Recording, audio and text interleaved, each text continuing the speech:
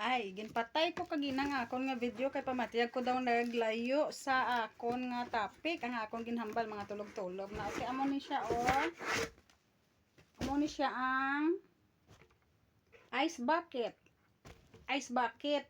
Ibutang mo di ang patindugon nyo, pasandigon nyo ding inyo nga wine. Butangan da ice para nga magbugnaw. So, plastic ice bucket or I don't know ni. Basta amo ni sa ice bucket ni. Tilain man tong ice bucket nga ginbakal ko.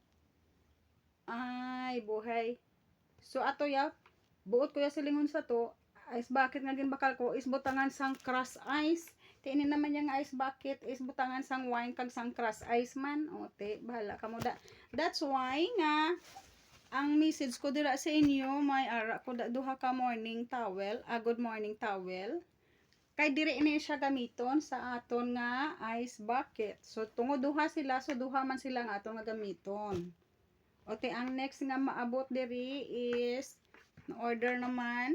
I don't know kung saan o maabot, base karon man o kon buwas o kon sa ano ta subong, Tuesday, Wednesday, sa Thursday. Ang maabot next is ano to ng ara naman sa isip ko pero hindi masambit sa baba ko. Anong tawag sina? Wine holder. Kaya ang nag-abot si nagligad is glass wine holder. So ang next na lang nga maabot is wine holder. Okay, so anyway, manyaga pa ko ha. Kaya wala pa ko kapanyaga kay nalipong man ko. Okay, sige na, bye-bye.